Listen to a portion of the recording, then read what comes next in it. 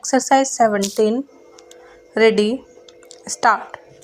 Mahatma Gandhi never subscribed to the principle that the end justified the means.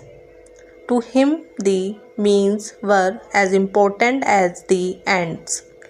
He emphatically observed that they say means are after all means. I would say means are after all everything. As the means, so the end. There is no wall of separation between means and end.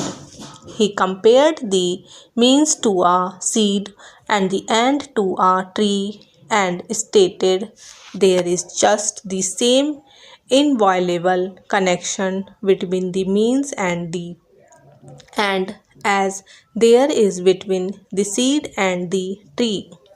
Gandhiji stuck to this golden ideal through thick and thin without worrying about the immediate results. He was convinced that our ultimate progress towards the goal would be in exact proportion to the purity of our means. In India, we are today faced with numerous problems which demand speedy solutions. In order to secure quick gains, several sections of the population indulge in loot, erosion, and violence in the belief that such disruptive activities would create the required impact on the authorities concerned. It is a matter of great regret that in some cases the authorities do succumb to violent pressure and blackmail to the detriment of vital national interests. Several armed conflicts in different parts of the world, including Vietnam and West Asia, have proved beyond a shadow of doubt that wars are unable to solve any problems in a lasting manner. Violence creates many more difficulties and complicates matters in a hopeless fashion.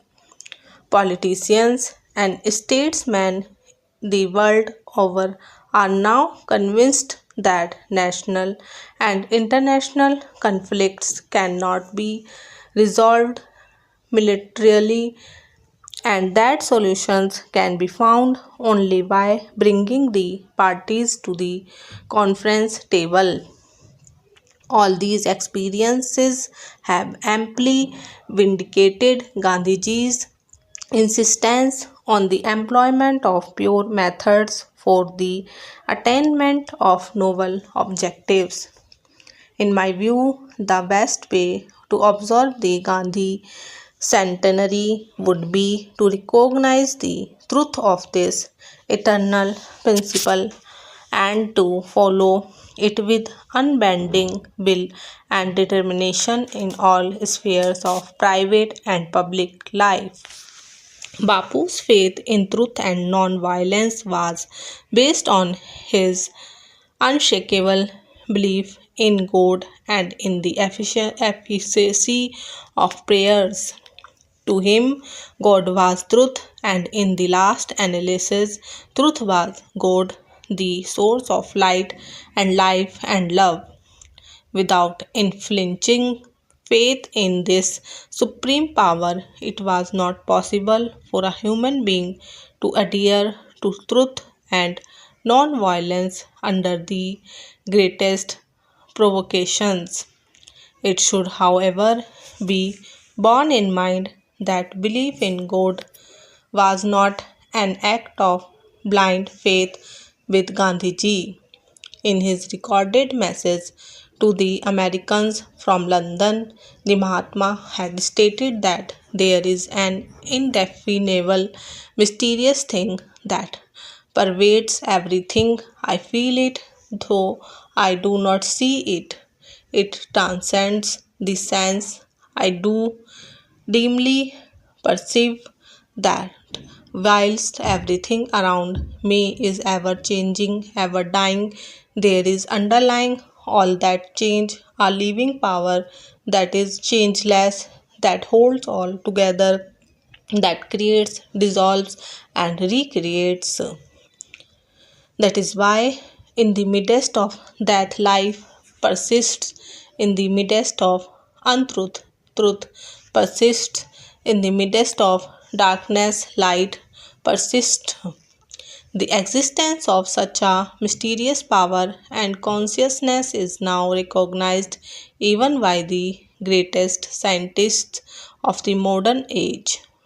The atomic power, perhaps given but a faint glimpse of the limitless power and energy of the Supreme Soul, which permeates everything from the minutes to the largest.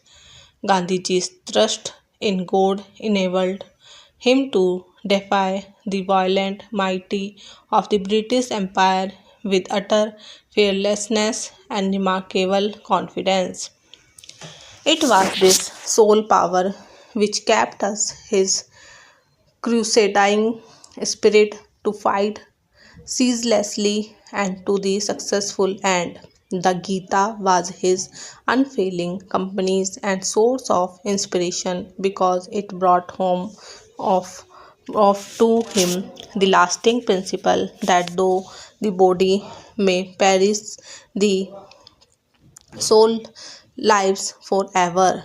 To my mind, it is the erosion of faith in this divine power which has under- undermined ethical values in our private and public life. Without reviving these spiritual and moral values, all our efforts to pull the country out of the area of despair, confusion, and corruption would appear to be a futile exercise. Morning and evening prayers had become an integral part of Gandhiji's public life. He did not miss these prayers even while he was in the midst of a life and death struggle for India's freedom. To Gandhiji, insistence on truth constituted the root of his ashram life, while prayer was the principal feeder of that root. Bapu regretted prayers as the bath of purification for the spirit of man because it denoted our corruption with God and with one another. Gandhiji sincerely believed that not a blade of grass moved without the will of the divine, and prayer was the medium of communication with the supreme power.